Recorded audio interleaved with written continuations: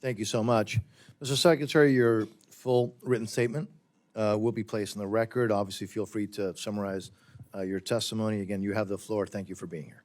Thank you very much. Chairman Diaz-Balart, Chairman Granger, Ranking Member Lee, Ranking Member DeLauro, all the members of the committee.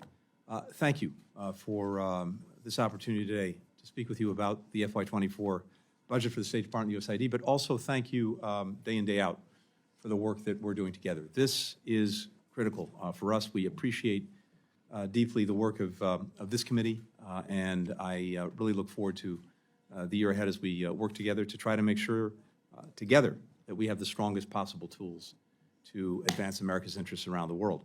And second, Mr. Chairman, Ranking Member Lee, thank you for both of you for your strong and positive words about the State Department, the people of the State Department. I couldn't agree with you more. I am so deeply honored for this period of time to be leading them and serving with them. And I deeply appreciate the appreciation you've expressed for the work that they do day in, day out. So thank you for that. And I could not agree more. We are at an inflection point. The post-Cold War era is over, and there is an intense competition underway right now to shape what comes next.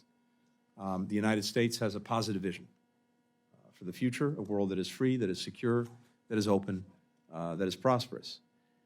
This budget will help us advance that vision and deliver on issues that matter to the American people by preparing us to take on two major sets of challenges that are distinct but also interconnected and overlapping.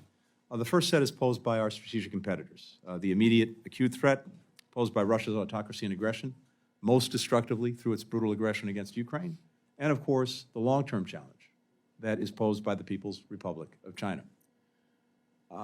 The second set of challenges is posed by shared global tests that we have to meet, including the climate crisis, migration, food and energy insecurity, pandemics, all of which directly affect the lives of our fellow citizens as well as their livelihoods and people around the world. With this committee's leadership and support, including through the FY23 Omnibus, the United States is in a stronger geopolitical position than we were a few years ago to take on these challenges. We have drawn enormous power from investments that we've made here at home in our economic strength and technological edge, including through the Infrastructure Investment Act, the CHIPS and Science Act, the Inflation Reduction Act. The unmatched network of alliances and partnerships has never been stronger, and I think that's in part because we have reinvested in them, working to re-engage them, rejuvenate them, re-energize them. We're expanding our presence in critical regions like the Indo-Pacific, and we're leading unprecedented coalitions to confront aggression and address humanitarian crises around the world. The FY24 budget request for the State Department and USAID meets this moment. The budget will sustain our security, our economic and energy and humanitarian support for Ukraine so that we ensure that President Putin's war remains a strategic failure. The budget will also strengthen our efforts to outcompete the PRC. President Biden is firmly committed to advancing a free and open Indo-Pacific. That's why this proposal asks for an 18% increase in our budget for that region for over FY23. The budget contains both discretionary and mandatory proposals, I suspect we'll come back to those, for new innovative investments to outcompete China, including by enhancing our presence in the region, ensuring that what we and our fellow democracies have to offer, including things like maritime security, disease surveillance, energy infrastructure, digital technology, is more attractive than the alternative being proposed. The budget will help us push back on advancing authoritarianism and democratic backsliding by strengthening democracies around the world, including through supporting independent media, countering corruption, defending free and fair elections. And it will allow us to pay our contributions to international organizations because we do need to be at the table wherever and whenever new international rules, standards, norms are being decided that affect the livelihoods of our people. Wherever they're being debated and decided, we need to be there. The budget will also allow us to continue leading the world in addressing these global challenges, from food and energy insecurity to climate and health crises.